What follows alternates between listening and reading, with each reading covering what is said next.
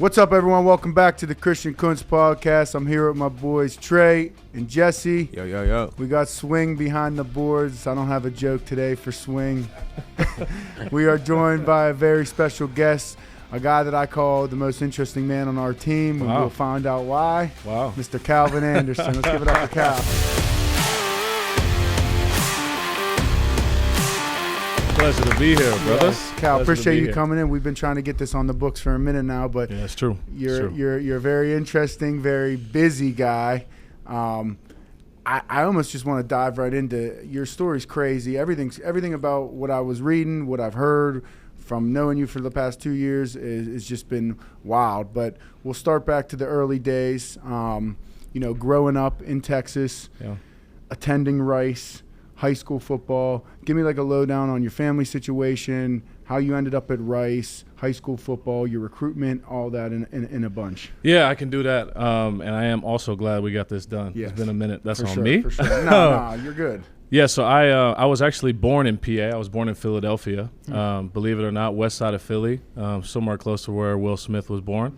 Okay. And my dad we were military brats. My dad was a retired full-bird colonel in the Army. So we got restationed to Texas when I was 3 or 4 years old. So I grew up in Texas, consider myself a Texan.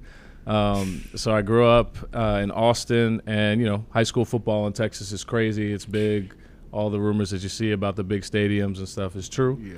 So I got to play football in what I consider the best state in the country. Hope there's no offense takers out there about that. There is right here. I'm a Western PA boy, baby. Come hey, on, man, don't get it started. At some point, the conversation gets objective, guys. We got to be honest here. Listen, Texas football, I'm delusional for as long as I gotta be. Let's go PA all day. Yeah, man. So I grew up in Texas, in Austin, and I committed to Rice when I was young. I was sophomore maybe. I committed to Rice, and I was still light at the time. Imagine this: I was 205 pounds playing offensive tackle. I was probably 6. I was probably 6'4". So like I haven't fully grown yet, and so I was tall, skinny, but I had good feet, and I played with leverage. I played pretty aggressive, so I committed to Rice, and I got some bigger offers later in high school, but I stayed committed to Rice. And going to school for me was always about getting the opportunity to play the highest level of football, but also getting the opportunity to challenge myself academically, and I certainly got that at Rice. So I went to Rice, studied mathematical economics at Rice, which was not easy. Managing football and crazy and a hard-ass major. I was the only football player in my classes, so I didn't have any boys to help me get through it. Nothing, man. I was off the dog. So I had a good time at Rice, though. Rice was amazing, and played 4 years at Rice, graduated. I was a grad transfer, and I decided I had an opportunity after going back-to-back all-conference. I decided I had the opportunity to take football seriously as a profession. So that led to me making the decision to be a graduate transfer. And, getting re-recruited was really interesting because the first time getting recruited, again, I was really small. So this time I was #1 grad transfer in the country, and this is before NIL and all the transfer stuff you got now. So I missed out on that serious bread. Still feel bad about that. But I ended up going back home for me to Texas, which was the right decision. We had a great year, won the Sugar Bowl. And then, 2019 was my first year in the NFL. Went undrafted, again, off the dog, made the team my first year, made the team every year. After that, my first 4 years, made it to free agency, signed a multi-year deal.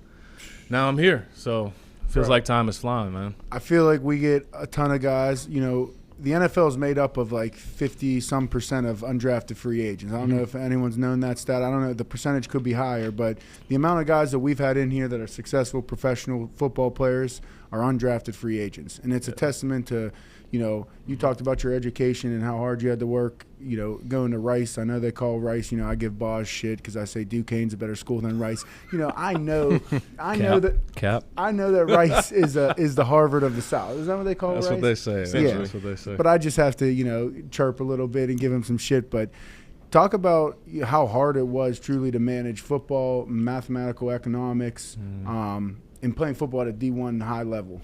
Yeah, not easy. I always tell people, I feel like I got challenged at Rice in many different areas because at Rice, there's some schools you go to, some really elite academic schools that you can go to where the athletes get shielded from the academic rigor. So I'm not going to name any names, but there's some schools you can go to. You can take a certain major, and it's like a cakewalk. You might as well name them. How you said it? No, I like can't say it, man. I can't do that. I can't do that, man. But at Rice, certainly that was not the case, and I didn't help myself, obviously, taking a really difficult major. But, I was always math inclined when I was young, and I knew I was going to do something on the business and finance side. And math econ made sense, crazy enough. And I think one of the biggest things I learned at school in Rice was time management. And many guys that go to Rice will tell you this. You have to learn how to manage your schedule, manage how you're going to still prepare to be an elite athlete, while also preparing to be ready to take a test on a Thursday in the middle of the day. So we had a lot of situations like that. But what I think it did is it helped me prepare to be a much more comprehensively developed person when I got out of Rice, not just football player or academic. And so now with all the stuff that we have going on, which is a lot, I just feel much more prepared for that. So I thank Rice for that, man. 100%. Yeah. How do you find like the balance between those two? I mean, like to be excellent at anything in life is an extraordinary feat, and to, find yourself being really good at football, being really great at the education, and being able to excel at a high level, like what is you're probably in high school learning that like I could do both of these. Like, is there what was like your route to that? Was there somebody that said hey, you should pursue the education heavily, or vice versa with football? Like, I mean, what percentage of people in the world are as highly skilled to be that level of education and then obviously play at a professional level in sports? Like, what's the dynamic for that? And do you feel like you're kind of in your own little world with that? Because it's probably not super common, right? Yeah, no, you're right. And sometimes it does feel a bit isolating. But I do think, on the contrary, actually, I think one of the things that helped push me towards,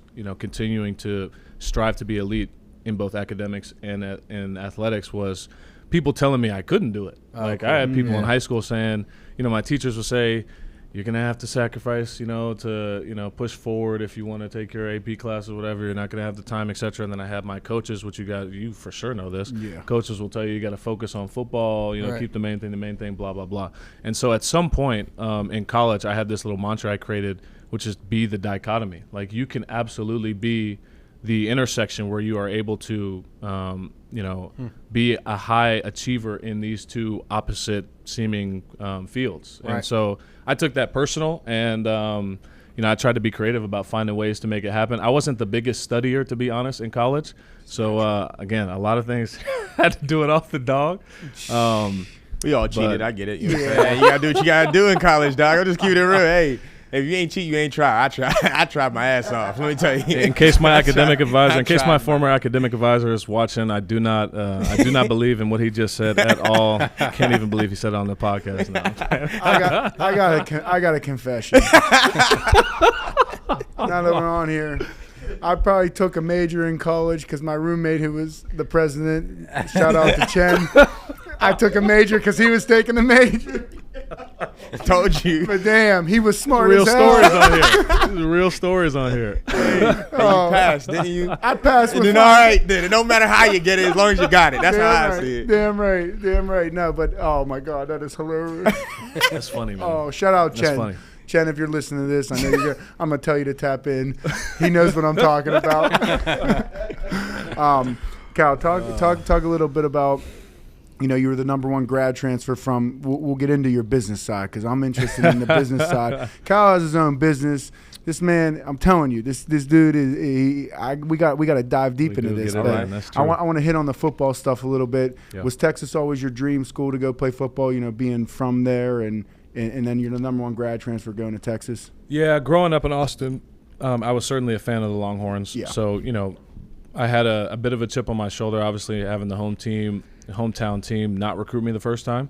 So when I was a grad transfer, my family, big Texas fans, and it seemed on paper like it made a lot of sense just to go to Texas, but genuinely in that process, I was looking for the coach and the system that I felt like was going to give me the best chance to show off my abilities. Like I know I'm a faster tackle, faster tackle, so I wanted a system where I could showcase my speed and athleticism. But funny enough, this is a cool story. I hope Herb Hand watches this. That was my Texas coach, my Texas offensive line coach. I was being recruited by Auburn, and Herb Hand was the offensive line coach for Auburn. They had Gus Malzahn as the head coach at the time. And so they were the first official visit I took. And I loved Herb. Like I felt like everything he was saying about the development process and what we could do to sort of prepare me for the next level was right in line with what I wanted. And then I go on like a little, lunch, whatever, meeting with Texas. And it was Tom Herman and Derek Warnheim and some of the coaches from Texas. And, we had a great meeting or whatever. And, again, Texas was on my radar, but it wasn't my number of school. I felt like, I'm going to go to Auburn and play with Herb Hand. And then about a week and a half later, I get a call from Herb Hand explaining to me that he just signed to be Texas's new offensive line coach. That's crazy. This is serious. I'm not going to lie to y'all. At Texas, this kind of stuff happens, man. It's just they got too much money. And I won't say how it happened, but I promise you there's a way. And so anyway, he calls me and he's like, I just took the job at Texas. And then he's giving me, the spiel was the same, but I just thought it was funny. Texas, I think, had a big hole at tackle to fill. Connor Williams had just gone to the NFL. Shout out Connor Williams. He just retired last year. And they needed somebody to play immediately because they had a lot of other pieces. They wanted to go, as far as they could, whatever. And so they made it a priority in a very, very big way. I mean, I remember them asking me, what do we need to do? They gave you a bag. Brown bag. What you getting in your brown bag? This is pre-NIL. I ain't getting no brown bag. It's pre-NIL. At least nothing over the table. So, it was crazy, man. A week and a half later, they hired Herb Hand. Like, literally hired the coach. Because I told Texas when I went there, hey, I'm considering Auburn. I think they're my number one right now. And lo and behold, a week later, the coach that I said was the guy that I really wanted to play for was at Texas. So, wow. So shout out Texas. You think there was some correlation with them wanting to get the number one grad transfer, in their home state, right there, them hiring the coach that you have already told them? You think there was some correlation with them hiring him? There's a thin line between think and know. I think it's almost 100% certain. All right. Almost That's 100% fair. certain, man. I feel like schools like Texas, Auburn, Georgia, SEC, they move a little bit differently than probably Pitt does. Just why you always throwing because shots, yo? You throwing shots from deep. I'm not. I don't mean it in a way. I'm a what? Pitt. I'm waiting. I'm a Pitt fan. I know. I grew up a Pitt. I'm from Pittsburgh. I'm just gonna wait. I'm waiting. You know what I'm waiting for. Duquesne plays Pitt week 1. Oh, I can't wait. You feel me? Pull up so I can talk shit. You know what I'm saying? I want to see that trash. We're going to shock the world. We're going to shock the world. I'm telling you, we're going to shock the world. Hey, you the highest donor over there. That's what you got to say. Time and resources. That's what you got to say, If I'm the highest donor, we're in trouble. We're in big trouble. Take me to then your year at Texas. Sugar Bowl, what that was like, what the learning curve was like playing from Rice, because it is a different competition level. Yeah. And give some advice to some of these young kids that are gung-ho set on going to Texas or Georgia in that big D1 school, but in reality, there's dogs there, as opposed to going to a school that fits them. Yeah, that's a good point actually you make. There was a big difference, particularly in the competition level, because everybody that goes to these bigger schools, heavily recruited, they got all the intangibles, the physical size, whatever. And so when you walk into an environment like that, hyper competitive, just like any football team, but the expectations are also much higher. So you go to a Texas, at Rice, I think the most games we won in a year was 3 or 4. It was tough. But when you go to Texas, it's a bad year if you win 8-9 games. Nobody's happy about winning 8-9 games. People are only happy you win the conference championship and you're playing in significant bowl games or college football playoffs. So the expectations were much higher, but I think I liked that. What I would say to a younger player is prioritize coaching and scheme fit. Make sure that you go to a place, just on the football side, just make sure you go to a place that fits the type of player that you see yourself becoming or that you want to become. And certainly I would say make sure that you have a coach that buys into your potential and believes in you. I had that when I went to Rice, which is why I started all those years there. But then also, this is getting lost now in this NIL era. But, I thought going to school, both Rice and Texas, there was a lot of overlap in what I wanted to develop off the field. As a person, as, you know, a potential business owner one day, as somebody who still at the time wanted to learn a lot about finance, you know, I felt like both schools, when I chose them, they had those facilities. Mm-hmm. So, you know, what I would tell a younger kid is try not to over-focus on one area or aspect of your life, because, you know, we all have many different aspects to ourselves. And football players, oftentimes we get locked into just developing ourselves as football players and within the small area of life that football is, but there's so much more to you. So I would spend time in college particularly trying to develop those other areas. Yeah. So. And I know Trey can talk on that. Trey's a coach, mentor. He played at the highest level, Pitt. You know, he's done it. So I know you can touch on that too, and you talk about it kind of frequently about how kids kind of get stuck in, you know, I'm a football player, but they don't look outside the box. Like, hey, football don't last forever. Yeah. Like our clock's ticking. That's true. You know what I mean? Our clock's ticking. So for sure, you touch on that a little bit too, like how important that is to look at it from a grand scheme of things. Like, hey, football ain't forever. Well, I tell people all the time, bro, that football is the only sport with a death certificate. You know what I mean? Like, you can't go back and pick up football unless your health insurance is immaculate. You know what I'm saying? Like, you're not doing that. You understand what I'm saying? So it's one of those sports where, again, it's the only sport with a death certificate, man. So while you have the opportunity to do it like hell, but don't make it your end all be all, because your end all can end quick. Yeah. And the reason why I say that, bro, is because there's so many avenues to be who you are. What usually happens is you find athletes who identify behind sport. Oh, come on, bro. You know what I'm saying? And then you can find people as well who identify behind occupation. The only difference is you don't got millions of fans looking at you when you decide to retire. You know what I mean? So, like, in those moments, I try to let kids know, bro, you're more than an athlete. Yeah. But how that looks is up to you. Yeah. You know what I'm saying? You got into finance, so you knew entrepreneurial was probably going to be your route. You know what I'm saying? Like, but some kids don't even have that outlook. They don't even have that vision. Now, 9 times out of 10, the reason why they don't have that vision is because of the area that they're in, right? It's like they don't see doctors in their area.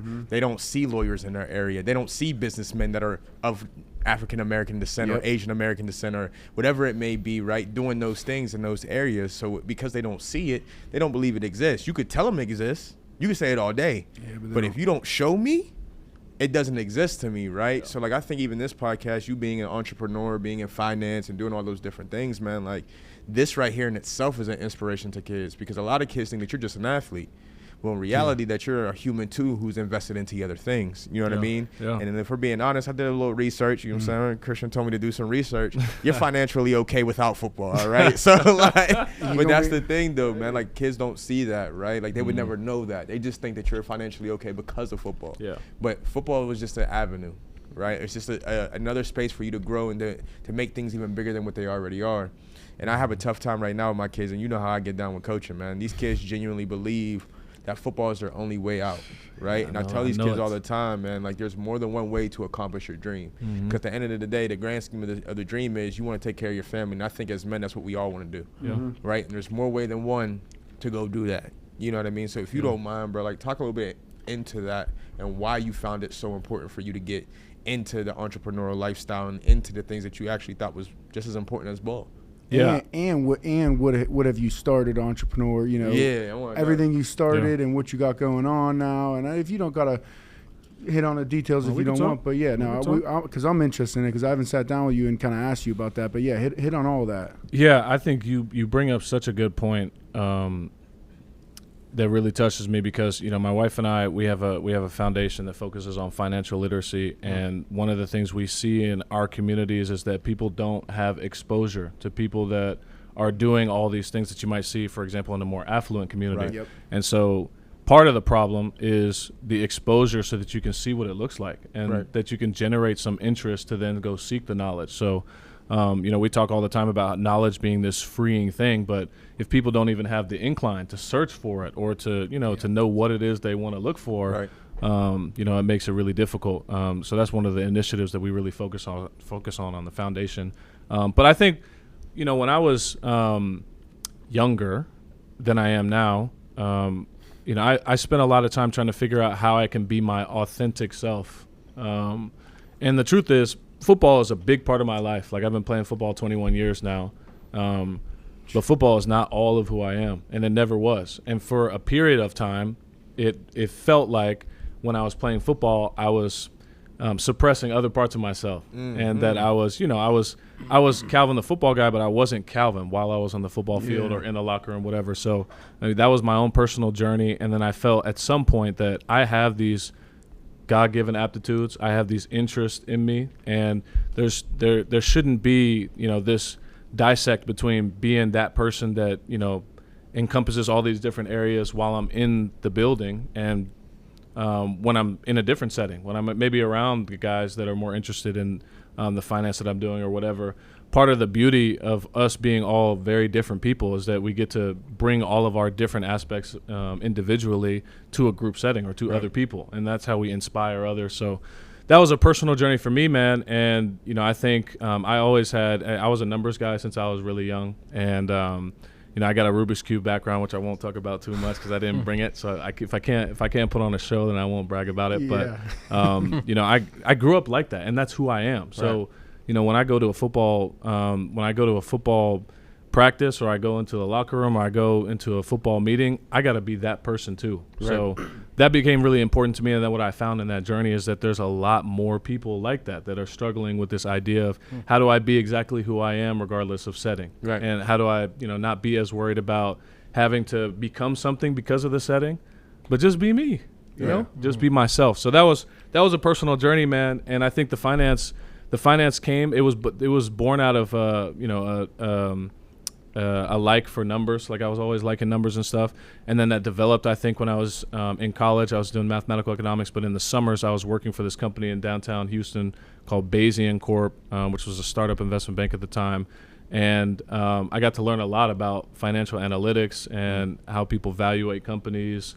And obviously they used a lot of numbers for that. So that was always a passion of mine. So it only made sense when I got to the NFL that I got to delve deeper into that passion, and certainly with my wife, who's the most special person I've ever met on this planet. Shout out Sheree. Yeah, shout out Sheree. Yeah, Sheree. Shout out Sheree, man. We got to go on that journey together, right. And we have different backgrounds, but we've both been exposed to financial literacy, and so it's been a fun journey to do that together. But I don't know where y'all want to start on the business. There's all kinds of stuff. Well, let's backtrack a little, because you said something that kind of resonated, like.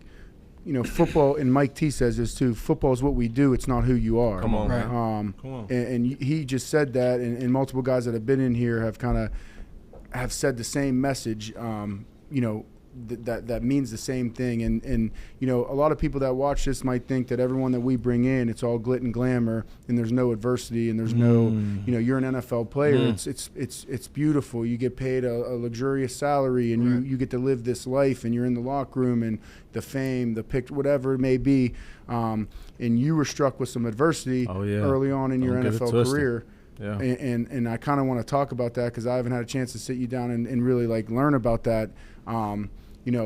Malaria. You're in Africa, right? You're doing a mission trip or like a philanthropy, some kind of whatever you were doing over there, and you were exposed to malaria, and you almost died. Yeah.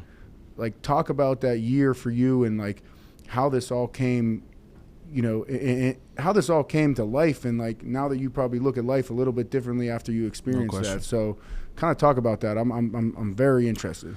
Yeah, I'm glad you brought up adversity, because whatever external opinion somebody has about the life we live, I mean, it certainly is not accurate if you don't acknowledge the adversity that we all face in different ways. So I appreciate you saying that. Yeah, man, 2023, so I'll set the stage for you. And remember, I was undrafted, so I came in undrafted in 2019, played really well in the preseason, ended up making it on an active roster my first year. I was active roster the whole year. Then I made it again the next year, and this is in Denver, by the way, Denver Broncos. Yeah. Made it the second year. Then third year, I was kind of really into my own. That was my, I had a solidified role. I was a swing tackle, got an opportunity to play a lot more snaps that year. Good year. So then now we're in the fourth year, and when you come in undrafted, you get to the free agency tiers a little quicker than somebody who was on a drafted contract. So my fourth year, I was on a 1-year fully guaranteed deal to be the swing tackle / potential starter. Yeah. And so, fourth year, that was going to be right before I hit unrestricted free agency. That was a big year for me, contract year. Yeah. So I played really well that year against a lot of really notable defensive ends, which I was proud of, and I made it to free agency. Free agency, I signed with the Patriots a 2-year deal, significant guarantees. That was like my first big boy deal, big boy deal, whatever. So I go to New England, and I should backtrack quickly. So my wife is half Nigerian. She was born and raised in Amsterdam. You know a little bit about that, right? Yeah. Born and raised in Amsterdam with the Dutchies, and but she's half Nigerian. And so we go back. Her dad lives, my father-in-law lives actively in Nigeria right now in Lekki Phase 1. So we go to Nigeria every year. And we went first because I promised her dad I would take her back every year because she hadn't been back since she was a little kid. So it was like, sweet. I was trying to give a good speech when I was talking to the dad about getting her hand in marriage. I'll take her back to Nigeria every year. But I did it. We still have gone every single year. So that's how it started. And then we started getting really inspired while there to do some more philanthropic work. And so we go every year and we do a couple different things there. We give out things to people that are homeless, and we work with some of the kids that are trying to be inspired to be more than they are and get past the circumstance, whatever. There's a couple things we do there. But we were there in 2023. This is right after OTAs. We went to Nigeria. We were there for maybe 2 weeks. And then I came back to the U.S., got back to Boston. It's like 6 days before training camp. And I woke up first day after the night we got back, and I had a really bad fever. I think I was 104 or 105 or something crazy. Wow. And at the time, I know you feel me on this, 6 days before training camp, I'm not thinking I have time to be sick. So I'm thinking, whatever it is, I got to sleep it off. We got camp coming up in a couple of days. And it wasn't just any camp for me. This was like the camp that I was supposed to solidify myself as a starter in the league and all this. I had all these goals. And luckily, I have somebody who cares about myself and can think rationally. And my wife was like, "No way! Like we're taking you to the hospital." So she rushed me to the hospital. We called an Uber, and by the time we got to the hospital, like I was a little delirious, and I was sweating and stuff. I was hot. And the symptoms of malaria, really quick, I'll mention this. The symptoms of malaria is like high fever, and then your internal organs start to fail because it's a parasite that it's not comfortable. It's uncomfortable. Holy and so when we got to the ER, I was almost ready to pass out. So they put me in a wheelchair. They knew something was wrong. They wheeled me to the back. They took my temperature again. It was 108. So now they're like, well, you're having something significant at this point. You can almost die for having a fever that high. So I'm sitting in there, and they're going back and forth trying to figure out what it is. My wife tells them that we had recently gone to Nigeria. They go and they get the infectious disease doctor down, and they find out that I have malaria. They tested me. I had falciparum malaria, which is like, if you don't know what malaria is, it's like one of the more deadly diseases you can get on the planet. And it's eradicated here in the U.S., but not the case in Africa. It's still common in Africa. What has happened, though, is that a lot of Africans have built up immunity from getting malaria so much in their system. So, but a lot of people die from malaria. And we do some global health advocacy now on behalf of the United Nations Foundation, specifically for malaria, because I think people don't realize how many people it's killing, how many babies it's killing, and it's 100% preventable. We have a shot, you take it, it's done. You put the antimalarials in your body, and it should immediately relieve you. So the problem is, I had malaria for what they ended up finding out was about 2 weeks that it was in my system. And so the problem when I got back to Boston, I had malaria. So they think the first day I got to Nigeria, I got bit by a falciparum malaria carrying mosquito. But malaria doesn't always, especially if you're young and healthy, it doesn't always flare up quickly. Like sometimes it can sit in your system for a while. The parasites sit in there and they grow. And so we got back, and they came back down. They said, "Hey, you have falciparum malaria." And my dad, who is a physician, we had him on the call, and he's always helped me with all like my injury stuff. Most of it's been orthopedic because I play football, obviously, but this I think was a little bit out of his wheelhouse. And I knew something was wrong, even though I was delirious sitting there on the hospital bed. I knew something was wrong, and my dad was not in it. He's usually cool, calm, collected. I broke my finger, I broke my whatever. Cool, calm, collected. Yeah, fine, it's good. But I could see that he was like visibly nervous. Like he was. And so they came back and said, "Hey, look, he has falciparum malaria." And at this point, because we waited so long and the parasites have started to spread, there's only a 50-50 chance that the medicine will work, because the medicine has to basically it's really potent, but it has to catch up now with all the parasites, which have already been spreading. Like I had parasites in my liver, my kidneys were failing, like crazy stuff going on. Like, and imagine me, like I'm thinking I have a cold. I wake up in the morning thinking I got a cold, little fever, whatever. I'm going back to bed, not thinking that I have some life or death situation going on. Crazy. So, people were not. My wife was, freaking out a little bit, and but we knew we had. That was the only chance we had, is take the malaria pills and hope the anti-malarials will work fast enough to kill off the parasite. So I took the medicine, and I was in the hospital for, I think, 4 or 5 days before I got discharged. And that was rough, man. Like, I'm up there going through it because, again, this was Bill Belichick's last year in New England. And, I felt a sense of responsibility because he's the one who called me. He signed me. And, I felt like, man, this is not only my chance to solidify my own career, but I'm getting called by somebody I revere as one of the greatest coaches ever. Right. Yep. And he personally wanted to add me to this mix, to be something. So felt like I was letting my guys down. As an offensive lineman, when you're not able to be there to go through the grind with your boys and, build that camaraderie in training camp, it's difficult because we have to have so much cohesion to work up front. Right. So, I'm in there going through it, honestly, in the hospital. Like, I'm tripping. Like, I was like, it feels like everything's falling apart. And, I go to the bathroom. I hope this is not TMI. I hope to go to the bathroom when I pee, it's straight black because my kidneys were failing. So, like, I'm peeing as black. I'm like, bro, what is going on? Like, at some point, I was like, what is going on? Like, is this it? Is this really it? Honestly, I was in there tripping. Like, my wife will tell you, there was one point, like, I took my shirt off and was throwing it in. I was, like, pulling all the little readers and stuff they had on my body out. And I was like, what is going on? Like, just yelling. I just couldn't make it make sense, man. Because we had so much that we wanted to do that year. But the triumphant story is that, I made it through. Luckily, obviously, I didn't die. I'm here. And I went back to the team after I got discharged from the hospital, and obviously I couldn't go back. I lost like 12 pounds of muscle, down like 25 pounds. Right. I can't go back to play right now. Like, I have to let my body heal. And so I missed all of training camp. Like, didn't get to go to training camp and didn't get to do any of that. And to be honest, I probably should have not come back. Like, I ended up coming back right at the end of training camp as we were going into the first week of the season. Probably should not have done that. But again, in my head, I'm thinking, I got to get on the field, man. I got to get out there and show. And so anyway, it was a really tough situation. But like you said, I think I have a newfound look on life as a result of that situation. It taught me a lot. I think God was sitting me down for some specific reasons. And there's so much good that's come out of it. So now on this side, retrospectively, I'm able to, I think, see, how much beauty there actually was in the situation, even though it was so grim at the time.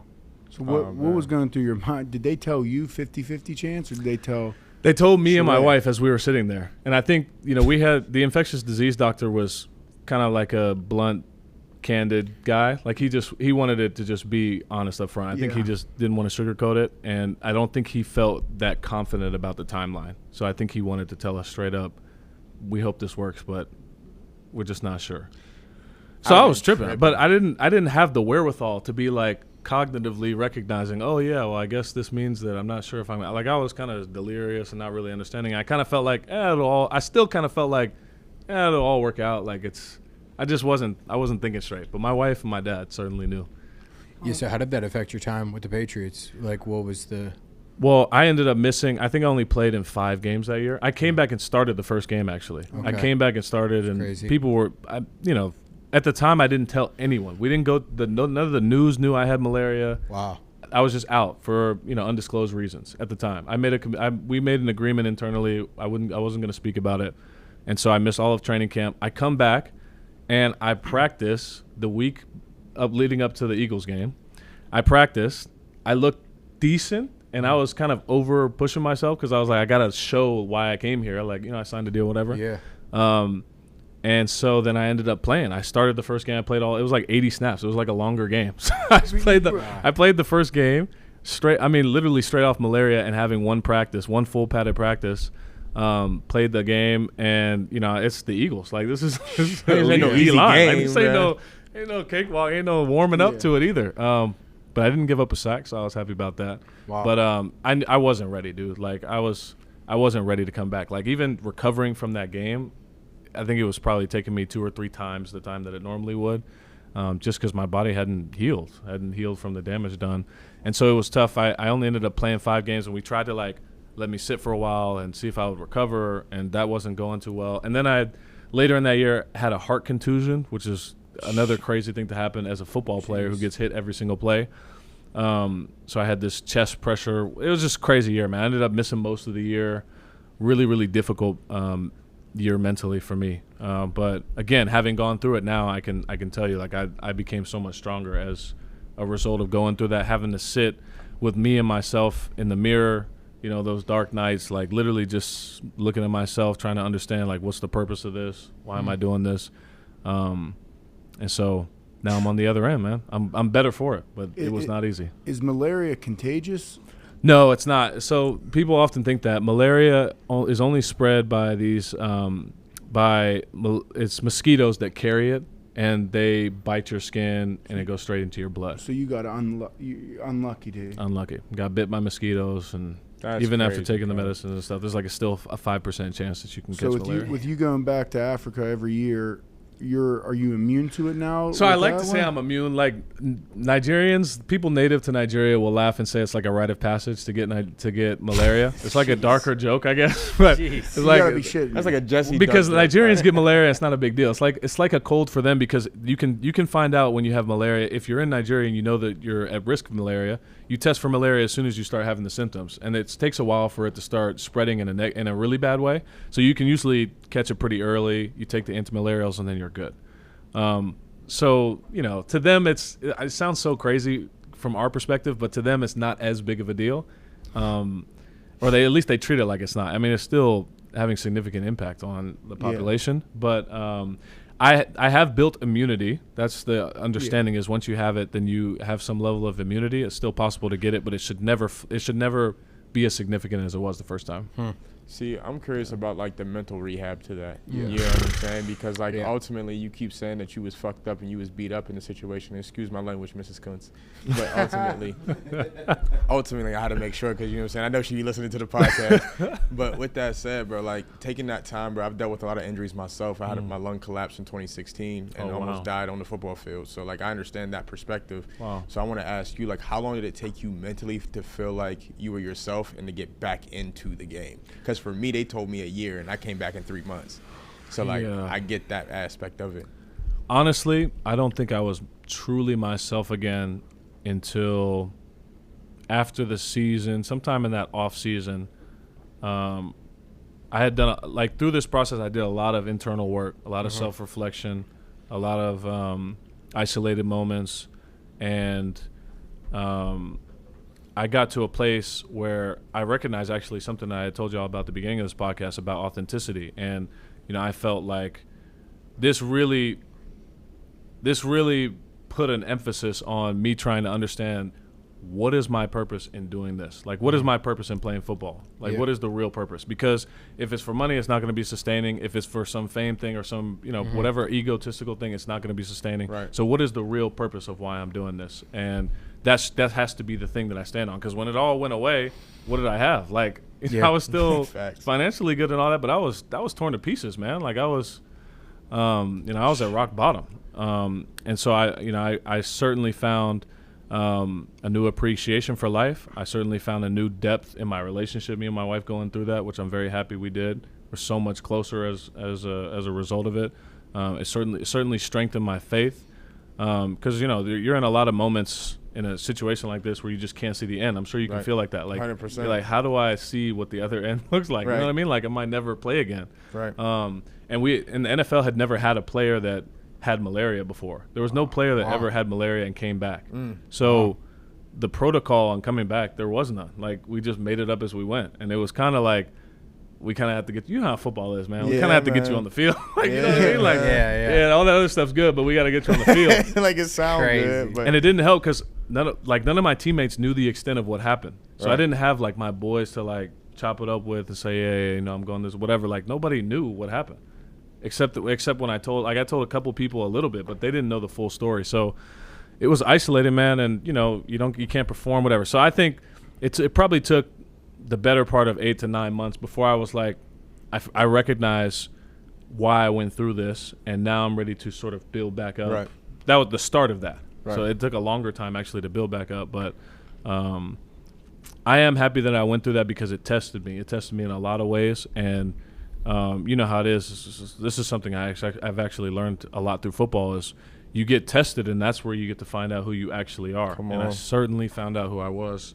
So I'm happy about it now. Fast forward a little bit now. So that was 2023, 2024. You signed with the Steelers. Yeah. You were back to feeling yourself. Yeah.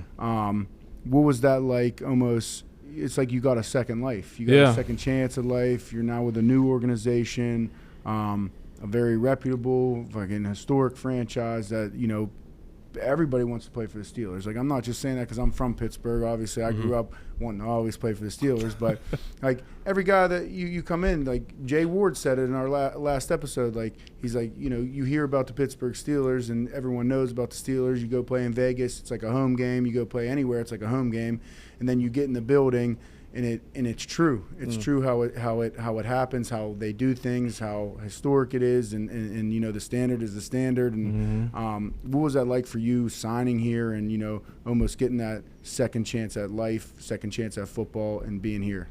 Yeah, when I came here, like my wife and I were talking about this actually not too long ago, which is the reason we came back. It just felt so aligned. Like, you know, it was again an opportunity for me to sort of research my career and you know, after all the stuff I had gone through and sort of rebuild. And you know, I know the player I am, but like any year in football, you have to sort of restart in the sense that you show the coaches and your new teammates who you are and who you can consistently be. So I was kind of excited about that. But I remember when I first came, and I came on the visit, and I got to meet Mike T, and I got to meet some of the guys, and just felt it's a different place in terms of football, locker rooms, and organizations. I think this place is unique. And so I think people are really the players that have gotten to be here their whole career, I think are very lucky. This is a unique place to be.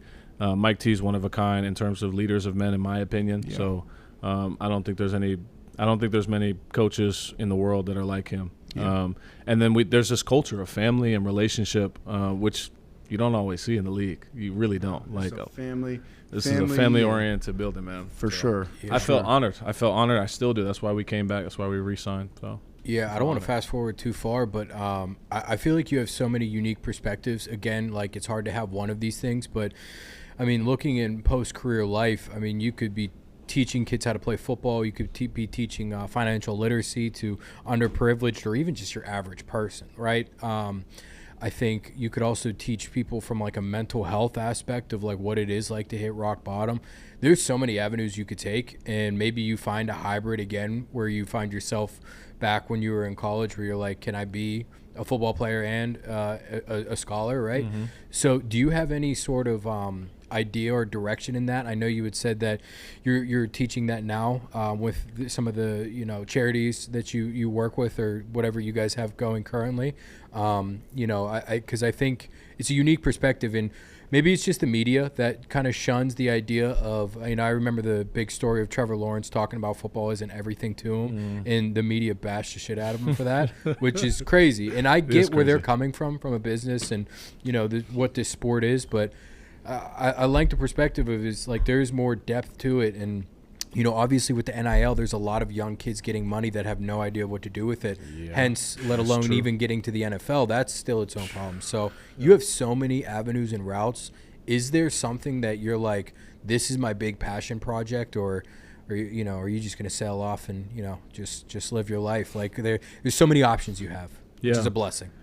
I will say, one thing I wanted to say after you spoke is I do think that there is a problem arising specifically with college athletes and NIL and guys getting access to capital at a younger age without any direction and having to handle their own taxes and have to sort of figure this out and have no clue. And that's something that I think my wife and I a space we'd like to operate in an altruistic way. Like, you know this probably already, Christian, but there's a lot of people that get around athletes, people that speak financial lingo, and get around athletes that don't necessarily understand financial lingo and try to, you know, make things sound good and, you know, tell them they should do this or they shouldn't do this, and which is a problem. So I think educating my peers I think it's up until this point been mostly just trying to be the example of being who I am and being myself, but trying to give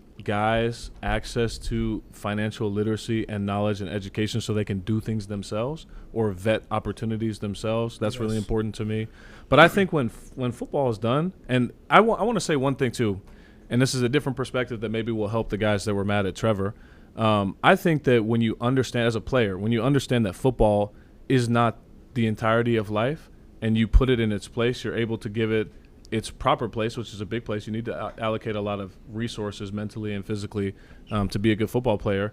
You're able to be a better player. So the game is better if you have a roster of guys who recognize that there's more to life than just football. Otherwise, guys will sell themselves all into football and they'll crash out and do all this other stuff. You know what I mean? So if you want a better game, I think you should be an advocate for guys having the understanding on the mental health side to say football is this part of my life, and then I have this part and this part, and if you have that healthy balance, you can be the best football player. So I feel bad that people were bashing Trevor because I think what he's saying is actually really good. Yeah, I do too. But I think when football is done, man, like this is part of the reason I came back to play. Really is everything that I do has to be purpose driven.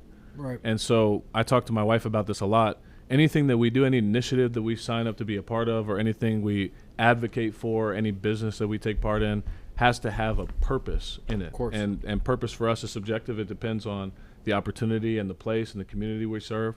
And there's different needs all over the world. But I think that service and purpose end up being the motivation for us doing everything. And so I see my opportunity, for example, to play for the Pittsburgh Steelers as an opportunity to serve. To serve the people that watch the game, to serve the people in the community that look up to the Steelers, and that's not a responsibility I take lightly. And I think when football is done, we will continue doing purpose-driven, service-driven work. And whatever that looks like, there's a bunch of different things you can do, and I'm glad we've both diversified ourselves enough to operate in different spaces, and we'll continue to do that. But I think that will be where we start, is finding out what's purposeful and what's service-led. And I think God will take care of the rest. Yeah, that's beautiful. Let's talk about a little bit of the entrepreneur stuff that you got into. I know you're into knew it was coming. some real estate. Yeah. This dude's got Instagram stories up. He's in Dubai. It looks like it looked like you were in outer space in Dubai. Dubai's a crazy place. I don't get out of Pittsburgh much, obviously. Christian goes to Dubai. I saw this dude's story. No joke. He was on a highway, or you were sitting on a balcony. I watched his story 15 times. I'm showing my wife. I'm like, look at this. Do you see this? Look where they're at. I'm like, it literally looked like outer space. So talk about like your entrepreneurship and what have you got into? You're in the real estate game. You're into your philanthropy work, everything that you do outside of football. But touch on that entrepreneur side, the real estate. I know you're into Wilkinsburg now. Yeah. I saw cheater. that. This Cheat dude, code. Cheater. He's a Whoa, cheat code. not cheater. Nah, this cheat definitely code. not cheater. Because people don't know about Wilkinsburg coming up right now. A lot of people don't. So that's why I'm saying It's a cheater. beautiful 'cause borough, I'm telling you, honestly. this Beautiful dude, borough. He's a level ahead. He's level Has to ahead in be. this sense. So talk about that a little bit. Yeah, I will. I'll start, I guess, with how we came to the formalization of JB5 Investments, which is our investment firm. But my wife, I could talk about Sheree all day. So let me keep it short. Yeah. Sheree, born and raised in Amsterdam, actually got her master's in law and worked as a lawyer for a while, decided she didn't want to do it, transitioned, went to Cambridge, got her master's in business, and worked for a corporate real estate firm for a number of years in London. You think I'm Power interesting? couple, Sheree is interesting, man. I promise you. You guys should have her on the pod. I know. I'm about to call her. I'll be like, Sheree, come on. You guys should do So she worked in corporate acquisitions for a long time, and she worked for a bigger fund in London. And I think when she left that job, she had done $500 million in transactions that she oversaw. Jeez. And what she did is she took that knowledge and understanding from her corporate job to start investing on her own. So she would take her salary and her bonuses and invest in real estate in Amsterdam. Very different place, very different real estate landscape in Amsterdam. But that's what she was doing. And she's a hustler, man. Like if you talk to Sheree, you'll understand. She's lived the scholarly life, but she's a hustler at heart. Yeah. Like she's a true Nigerian hustler at heart, real talk. So she did that. And then when she when she left her job, she was just focused on her own personal acquisitions. Yeah. She's growing her portfolio. Then we got married, and she moved to the U.S. for me. I'm the lucky guy. I appreciate that, Sheree. And we started working together. And we have different investment theses. Like, we have different backgrounds. So it's natural to think. She was very much focused on real estate because she saw that real estate obviously is an appreciating asset over time. I came from the data analytics, financial modeling side, so I was more interested in equities and public markets. But what we ended up doing is we coalesced our two approaches to investing, because really investing is value creation and identification. So when you talk about investing, it's trying to understand, okay, where is there value that I can acquire, and then can I add value to whatever this is? Or can I add value in the sense that something about the way I underwrite is valuable, that I see that there's something that's undervalued in the market that people are not seeing, whatever. So we brought together our two approaches, and then we formalized the company by creating our own business, which is JB5 Investments. We have three major arms. The first arm that's taking a lot of time, most public right now, is the real estate side. And then we have a stock and equity exposure arm, and then we have a business acquisition arm. So real estate, I mean, we're all over the place. Obviously, we have holdings in Amsterdam, which we're trying to liquidate some of those now so we can use our euros. And we have a portfolio in the United States. We have a portfolio that spans maybe seven states now. We are in Wilkinsburg, and let me tell you this about Wilkinsburg. Come on, beautiful borough. It is beautiful borough. And I'm locked in with Dante Combs, best mayor in Pennsylvania. Okay. And I think that borough has been neglected for a long time. Come on. And they just need good people with good vision for that place to grow. And it's depending on how you look at it, I know there was two sides to this incorporation of Wilkinsburg into the city of Pittsburgh that didn't go through. But I actually think that the borough can stand on its own. Like, they have more resources than people realize, but they need the right people to be pushing it in the right direction. Right. And there's so much development opportunity there. And so, my wife and I are really big. Anything we do in real estate, again, has to have some purpose. So we try to create value. And I think there's a growing demand for places to live. Good places to live that are renovated well and clean, and not, if you've been to Wilkinsburg, there's some places in Wilkinsburg that's crazy. Like, that's what I'm saying. But there's a reason why that is, right. And people have not prioritized trying to make those livable places. And what you see in real estate a lot is these neglected areas. Sometimes they're cities or boroughs, whatever. A lot of times you have private equity companies that will come in and they'll buy these homes, whether they're single family or multifamily, and they'll churn them for a profit. They'll rent them out, whether it's to Section 8 or to individuals, and it's just about profit. It's not about actually increasing the quality of life for the people there. It's just about how can we make sure we get our return. And that's a shame. So I think where my wife and I operate is kind of in between, these private equity companies that come into these historically marginalized areas, and we can provide actual housing for people, like real housing. And wow. You guys hopefully can attest to this. When you're growing up, I think, or when you're young, or just as you develop in life, you don't have to be young. The place that you live gives you a lot, like in terms of comfort and a source of worthiness. And so I think that gets lost on some of these larger companies. So we try to prioritize that, man, give people quality places to live so that they can then focus on the next thing. Well, the one thing about Wilkinsburg a lot of people don't know is Wilkinsburg used to be a very prominent place to live. There's a lot of mansions in Wilkinsburg, a lot of mansions in Wilkinsburg. They're old, but there's a lot of them, right? Yeah. And my dad and my dad's side of the family, they're all from Wilkinsburg. So he'd always tell me all the time on he got to watch it slide down, right? So, because it's that close to the city. And what's crazy is I did a little bit of philanthropy work myself just throughout the city. It's one of my favorite things to do. You wouldn't believe on how many kids from Wilkinsburg has never been to the downtown. Mm-hmm.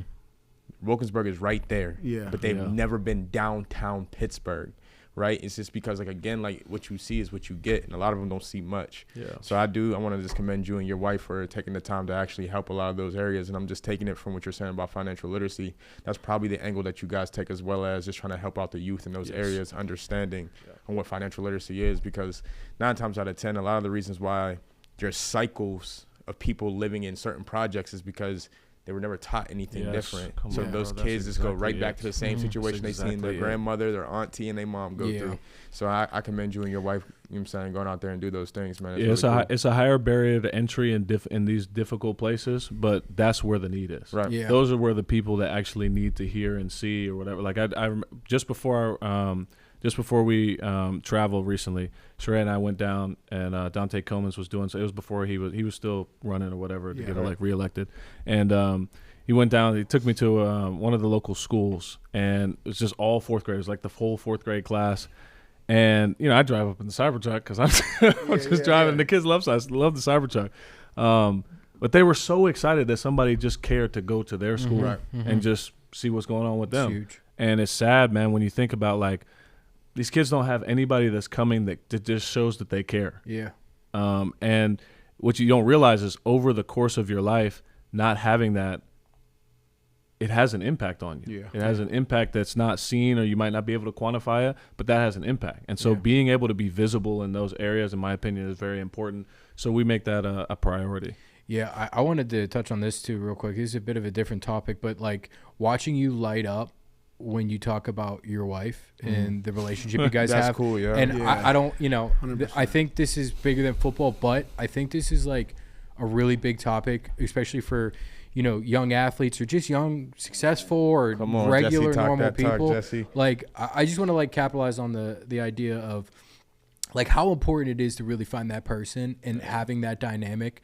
Cause you can look at athletes and like, and again, regular people that are just doing, regular life, finding yourself in a bad relationship or a bad situation and how detrimental that can be, again, to whether it's an athlete or a celebrity or whatever, or regular guy. But how important do you believe it is it to like almost put out to light? Now, obviously you have to have some sort of boundary, but not showing too much of the relationship or whatever. Like, people have privacy, right? But like, how important do you think it is for you guys to kind of almost be an example? Is that something you guys like want to like talk about and express? And how vital has that been for your life? I mean, watching you talk about it, it's like, it is inspirational to hear. And I think it's something that gets overlooked, and especially with people that have money or trying to like, make something happen in life, you get with a bad partner, it could be really bad. You make a lot of great points. And the truth is, Sheree, to me, has meant literally everything, because I couldn't have become the person I am today without not just having met her, but having been intentional about getting to know who she actually is. Yeah. And, part of the reason I learned Dutch was so that I could understand how she communicates and, her history of communicating is just different. Like, she's from Amsterdam. Yeah. I'm from America. And even though she speaks fluent English, there's a very different culture in Amsterdam. So, but I say all that to say, I think that finding the right person and being in a loving, trusting relationship where you can be vulnerable is necessary to evolve as a person, because you have to, at some point in life, it could be early or it could be late. Hopefully it's early so you can navigate it when you're young. You will have to face yourself, and that's not an easy process to do alone. Right. And being able to face it with somebody else who can demonstrate love even when you have to be vulnerable, and can demonstrate patience for you and understanding.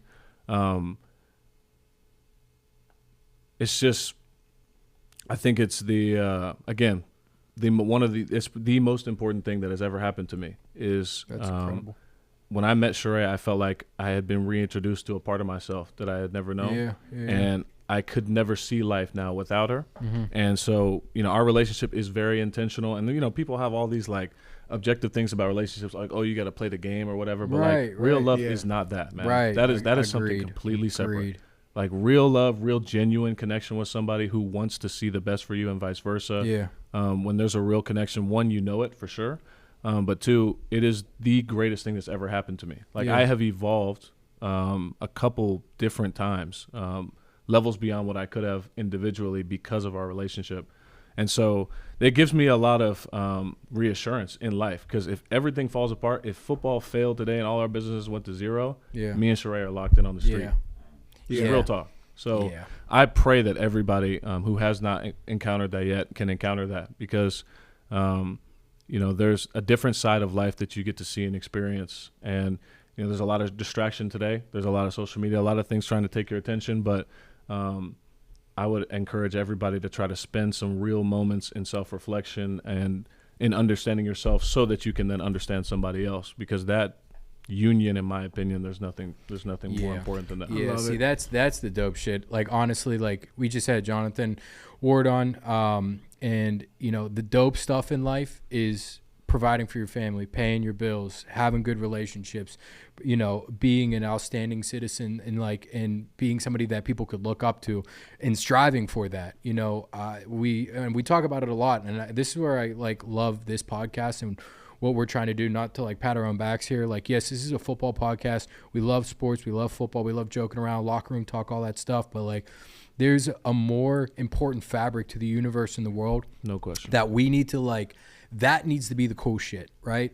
That's what's cool. There's this persona. You could go on social media. Oh, I'm an athlete, or I'm popping. I got this going on. Check out who I'm with and what.